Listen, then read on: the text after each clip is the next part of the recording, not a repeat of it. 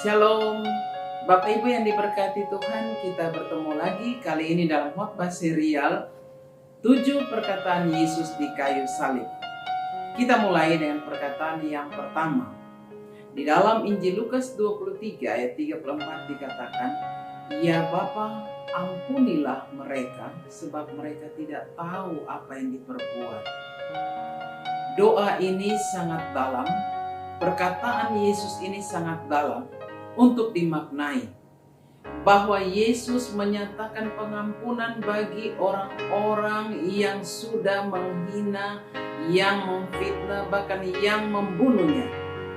Bayangkan Bapak Ibu yang diberkati Tuhan, dalam karya pelayanan Yesus Kristus, Dia memberi makan 5.000 orang. Dia menyembuhkan banyak orang sakit, baik orang kusta, orang buta, orang lumpuh, bahkan membangkitkan orang mati. Maka mereka 3 kaum ini, ahli Taurat dan Farisi Yahudi, mereka berupaya dengan segala cara untuk membunuh Yesus. Persoalan inilah yang dihadapi Yesus. Oleh sebab itu di dalam kasih-Nya yang dalam, Yesus katakan, "Ya Bapa, ampunilah mereka sebab mereka tidak tahu apa yang mereka perbuat." Siapa itu mereka? Mereka itulah orang-orang jahat yang tidak tahu berterima kasih. Mereka itu adalah orang-orang pemfitnah. Mereka itu orang-orang iri hati. Mereka itu adalah orang-orang yang menghina kealahan dari Yesus Kristus. Dan mereka itu adalah juga para prajurit yang siap untuk membunuh dan akan menghukum mati Yesus. Bapak Ibu yang diberkati Tuhan, makna dari perkataan Yesus yang pertama ini bagi orang yang percaya kepada Yesus adalah Yesus mengajarkan kasih agape, kasih yang menutupi banyak kesalahan, kasih yang tidak diperhitungkan kesalahan itu. Di bagian lain perjanjian lama dikatakan kasih yang menusuk hatinya sendiri. Itulah kasih Bapa. Puncaknya itu ada di Yohanes 3 ayat 16. "Karena begitu besar kasih Allah akan dunia ini." Itulah yang mau katakan bahwa Yesus mempraktekkan dan juga menyatakan kasih agape itu. Kasih yang menusuk hatinya sendiri, maka Bapa memberikan anaknya. Dalam bahasa asli dikatakan nakam atau Allah memilukan hatinya, Allah menusuk hatinya sendiri. Sehingga kasih itulah yang menyatakan pernyataan kata-kata Yesus, "Ya Bapa, ampunilah mereka." Bagi saudara dan saya yang percaya Tuhan Yesus, mari kita berdoa seperti Yesus. Ketika kita menghadapi orang-orang jahat, orang-orang yang ingin mencari kesalahan kita, orang-orang yang memfitnah, bahkan orang-orang yang berniat jahat, orang-orang yang ingin menyatakan bahwa tidak ada keadilan, padahal keadilan dan kasih dinyatakan. Mari kita minta Roh Kudus, minta Tuhan memberikan kekuatan dan berdoa. Dengan satu pernyataan Yesus tadi, "Ya Bapa, ampunilah mereka." Mereka itu adalah orang-orang yang hadir pada zaman Yesus, tapi mereka itu juga ada di saat ini, kini dan sekarang ini, yaitu pada saat saudara dan saya ada dalam karya dan layan. Baik di dalam pelayanan gereja dan masyarakat, kita akan berhubungan dengan orang-orang yang mereka itu. Mereka yang iri hati, dengki, yang menyatakan fitnah. Maka kita akan bawa kepada Yesus dan kita belajar dari Yesus, "Ya Bapa, ampunilah mereka." Lalu kita ingat bagian lain di dalam Roma 12 ayat 19. Dikatakan bahwa pembalasan adalah hakku. Tidak boleh orang yang percaya pada Yesus mengambil pembalasan itu, karena itu adalah otoritas Allah.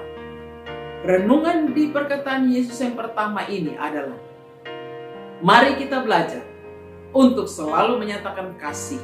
Kasih yang mendoakan musuh, kasih yang menyatakan kebaikan bagi musuh, dan kasih juga yang mengampuni musuh. Itu perkataan yang pertama. Kita masuk pada perkataan yang kedua. Kata Yesus kepadanya bahwa, "Aku berkata kepadamu, sesungguhnya hari ini juga engkau ada bersama dengan aku di dalam Firdaus." Lukas 23 ayat 43. Siapakah itu, Bapak Ibu? Perkataan ini berlaku pada salah seorang penjahat yang dia merasa diri tidak layak. Penjahat yang lain katakan dan menghina Yesus. Tapi salah seorang penjahat ini Injil Lukas katakan, dia meminta dengan kerendahan hati, ingatlah aku. Dan keselamatan berlaku baginya.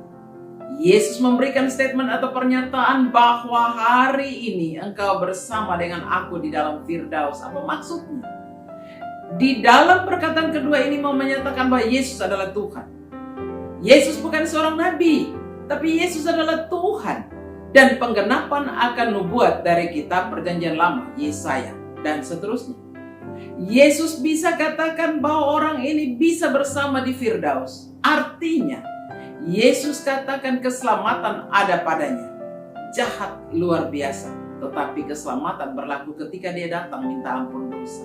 Renungan apa yang harus kita pelajari dari perkataan yang kedua ini?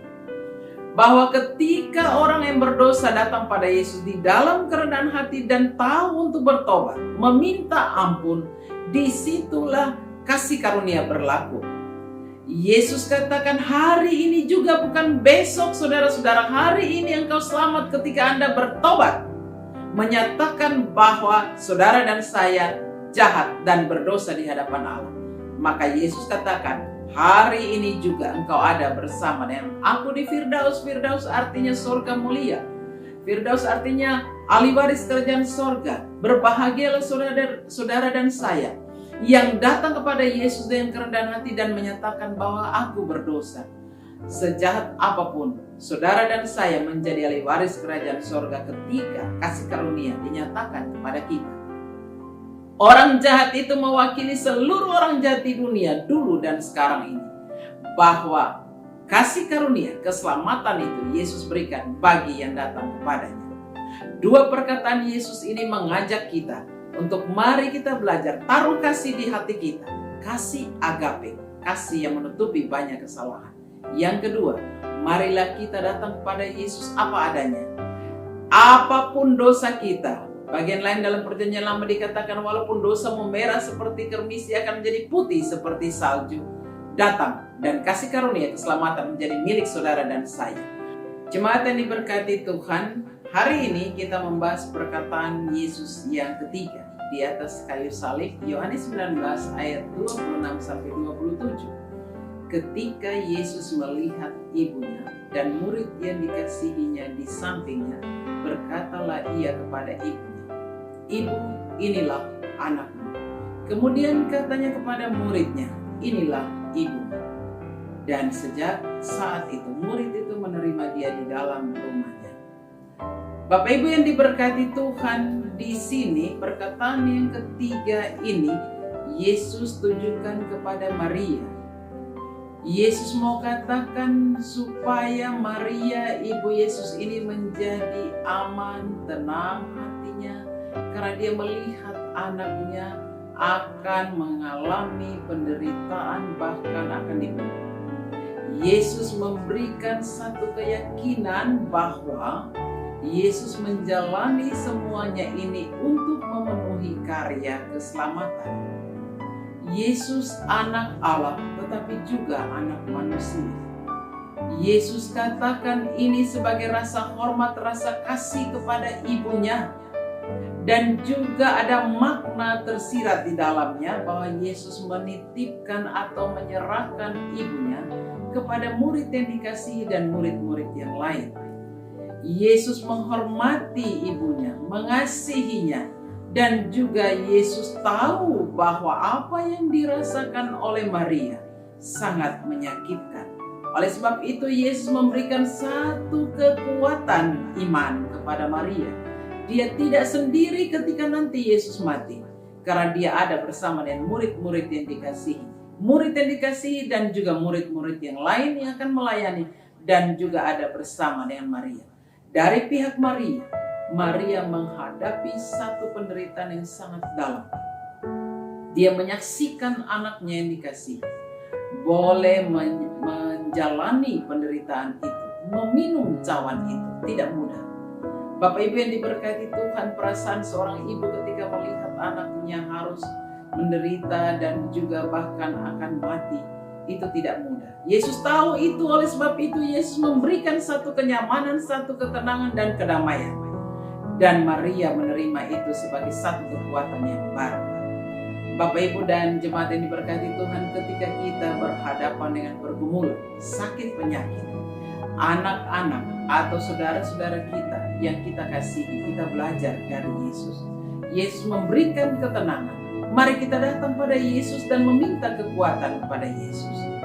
Jemaat yang diberkati Tuhan, itu perkataan yang ketiga. Mari kita simak apa kata Yesus ketika dalam Injil Matius 27 ayat 46 dan Markus 15 ayat 34 dikatakan, Eli, Eli lama sabachthani, yang artinya, Allahku, Allahku, mengapa engkau meninggalkan aku? Yesus berteriak dengan suara yang sangat nyaring. Dia berteriak dan mengatakan seolah-olah, Allah, mengapa engkau meninggalkan aku? Ini adalah penggenapan dari nubuat Mazmur 22 ayat 2. Raja Daud juga menulis, Allahku, Allahku, mengapa engkau meninggalkan aku? Aku berseru tetapi engkau tetap jauh dan tidak menolong aku. Bapak Ibu yang diberkati Tuhan, situasi ini, Yesus adalah manusia yang merasakan seolah-olah hadirat Allah jauh. Seolah-olah Tuhan Allah tidak mendengarkan doanya. Itu juga yang dirasakan oleh Raja Daud di Mazmur 22 ayat 2 yang adalah nubuat tentang Yesus atau tunas Yesaya itu. Digenapi ketika Yesus berteriak dan mengatakan, Allahku, Allahku, mengapa engkau meninggalkan aku? Penderitaan yang sangat dalam. Bapak, Ibu, dan saudara-saudara, ketika Anda dan saya menghadapi penderitaan itu, kita dihina, kita difitnah, dan juga kita menderita dengan sakit penyakit. Di situ kadang kita merasakan seperti Raja Daud dan juga Yesus. Seolah-olah Tuhan jauh, seolah-olah Tuhan tidak menjawab doa kita. Padahal penyertaan Tuhan ada bersama kita, tapi kita tidak mampu menyelaminya karena kita manusia berdosa. Di sini Yesus mau katakan seolah-olah Bapa terputus hubungan dengan dia. Betapa jijiknya dan kejinya dosa itu, sehingga Yesus dibiarkan sendiri untuk meminum cawan itu. Padahal di dalam Lukas 22 Yesus katakan, ya Bapa, jikalau boleh biarlah cawan ini lalu daripadaku. Saat ini, perkataan keempat ini, Allah meninggalkan Yesus untuk membayar lunas dosa itu. Tidak main-main betapa kejinya dosa itu, sehingga Yesus merasa ditinggalkan oleh hadirat Bapanya, Allah yang Maha Suci. Jika saudara dan saya menghadapi pergumulan akibat dosa, akibat kesalahan kita, dan karena penderitaan dunia ini, kita juga bisa diperhadapkan kita merasa ditinggalkan oleh Allah. Tapi tetaplah kuat Bapak, Ibu, dan saudara-saudara, bahwa anak Allah telah membayar lunas dosa kita, sehingga kita boleh memasuki tirai itu terbuka dan kita boleh masuk hadirat Allah. Kita dikuatkan oleh Allah di dalam rohnya yang kudus. Yang kelima, perkataan kelima, Yohanes 19 ayat 28, aku haus. Ini mau menandakan bahwa Yesus benar-benar manusia, Yesus anak manusia. Penggenapan dari Mazmur 69 ayat 21. Dari percakapan ini Yesus katakan bahwa aku haus. Mazmur 69 ayat 21 dikatakan, bahkan mereka memberi aku makan racun, dan pada waktu aku haus mereka memberi aku minum anggur asam. Itulah yang diberikan oleh para tentara Romawi. Yesus haus. Bapak, Ibu, saudara-saudara yang diberkati Tuhan, bayangkan Yesus tergantung dan dia harus menderita. Dan sebagai manusia, tiba saatnya dia haus. Tetapi penggenapan dari Mazmur 69 ayat 21, mereka memberikan anggur asam itu. Genaplah apa yang dikatakan oleh firman Tuhan di dalam pemazmur. Saudara dan saya, ketika kita juga merasa haus, kita merasa bahwa tubuh kita jasmani ini ada batasnya, maka kita tahu bahwa penderitaan yang paling dalam Yesus sudah bawa itu. Yesus bawa itu sehingga kita menjadi bebas. Kita belajar dari Yesus bahwa setiap penderitaan dia selalu melihat kepada kasih Bapa. Bagi kita, saudara dan saya, setiap penderitaan, apapun yang saudara alami, sakit, penyakit, dalam penghinaan oleh orang lain, kita lihat pada salib itu. Karena Yesus sudah menikmati dan menjalani itu. Perkataan yang keenam, Yesus katakan dalam Yohanes 19 ayat 30, sudah selesai. Bahasa asli dikatakan tetelestai. Artinya karya keselamatan sudah selesai. Yesus taat dan Yesus jalankan itu di dalam ketaatan dan kesetiaan. Bagi saudara dan saya sebagai para pelayan Tuhan, marilah kita belajar taat dan setia. Jangan kita mengerjakan hal-hal tidak sampai selesai. Karena Tuhan kita Yesus Kristus memberikan teladan sempurna. Dia katakan kepada Bapa, sudah selesai. Kalau kita melihat perkataan yang pertama 4 dan 7 adalah Yesus berbicara kepada Bapa. Ada hubungan anak dan Bapa. Perkataan yang kedua, Yesus berbicara kepada penjahat yang mau bertobat. Perkataan yang ketiga, Yesus berbicara kepada Maria ibunya. Perkataan yang kelima dan keenam adalah pernyataan dan penyerahan diri. Yesus katakan sudah selesai, genaplah firman itu. Selesailah karya keselamatan. Seolah-olah Yesus melapor kepada Bapaknya bahwa sudah selesai tugas itu. Karya keselamatan cawan itu sudah diminum. Lalu perkataan yang terakhir yang ketujuh, Yesus katakan Lukas 23 ayat 46, ya Bapa, ke dalam tanganmu kuserahkan nyawaku. Disinilah puncak dari karya keselamatan. Lalu Yesus menyerahkan nyawanya. Bapak, Ibu, dan saudara-saudara yang diberkati Tuhan, kalau orang dunia katakan bahwa Yesus mati atau Yesus dihukum mati, salah. Karena di sini dikatakan, Yesus katakan, ya Bapa, ke dalam tanganmu kuserahkan nyawaku. Artinya Yesus memberikan hidupnya. Catatan yang paling penting di sini, bahwa keselamatan, karya keselamatan, Yesus memberikan nyawa. Tidak mudah Bapak Ibu saudara-saudara. Keselamatan selalu saya katakan memang gratis tapi tidak murah. Karena Yesus memberikan nyawa untuk membalas dosa yang menjijikkan itu. Kalau perjanjian lama ada dosa yang dibayar dengan nyawa binatang, kambing, domba, dan seterusnya. Tetapi di dalam Injil, Yesus menggenapi semua nubuat perjanjian lama. Nyawa anak Allah, anak domba itu diberikan untuk menebus dosa kita. Luar biasa dari makna 7 perkataan Yesus ini. Beberapa hal penting kita harus lihat. 1, bahwa perkataan yang pertama, Yesus mengajarkan kepada kita kasih. Kasih agape, kasih yang mengampuni, kasih yang mendoakan bagi musuh, kasih yang selalu menyakiti diri sendiri atau memilukan. Yang kedua, perkataan yang kedua, Yesus ajarkan kepada kita bahwa Yesus adalah Tuhan yang berotoritas mengatakan orang jahat sekalipun dia bisa selamat asal dia bertobat. Yang ketiga, perkataan yang ketiga ini Yesus mengajarkan supaya kita sebagai para pelayan, pendeta, majelis atau pelayan gereja sekalipun, kita tahu mengasihi anggota keluarga kita, apalagi orang tua kita.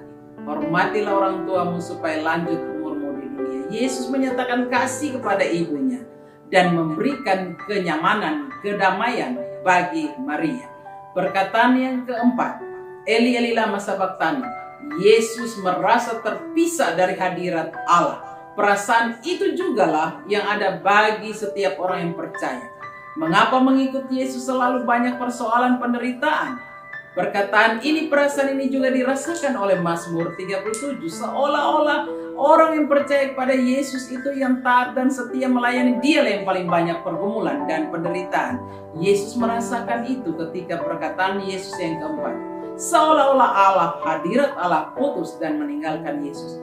Itu mau kita katakan dosa punya kuasa, tetapi Dia tidak berkuasa karena anak Allah telah lunas dibayar dosa-dosa kita.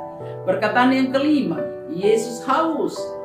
Kadangkala Bapak Ibu, kita juga merasakan haus. Haus secara jasmani artinya tubuh ini terbatas. Tetapi haus yang Yesus katakan dalam Injil Matius 5, berbahagialah orang yang haus akan firman Tuhan.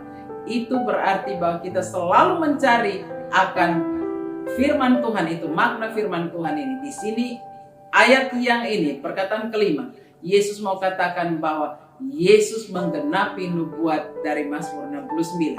Perkataan yang keenam, maknanya bagi kita bahwa Yesus anak Allah tuntas, lunas, 1 Korintus 6 ayat 20, lunas menyelesaikan karya keselamatan itu. Tidak ada utang sehingga saudara dan saya selamat karena Yesus lunas membayar, sehingga dikatakan sudah selesai atau tetelestai. Dan perkataan yang ketujuh maknanya yaitu ya Bapa ke dalam tangan, penyerahan diri yang total dan sempurna. Kata-kata ini Bapak Ibu Saudara-saudara kadang saya maknai kalau kita akan dipanggil Tuhan, kalau masih ada waktu boleh juga berdoa seperti ini, ya Bapa ke dalam tangan-Mu kuserahkan nyawaku. Yesus menyatakan bahwa penyerahan total nyawanya itulah yang akan membawa keselamatan bagi setiap orang yang percaya, sehingga Yohanes 11 ayat 25, Akulah kebangkitan dan hidup, barang siapa yang percaya kepadaku tidak akan mati tapi akan beroleh hidup yang kekal.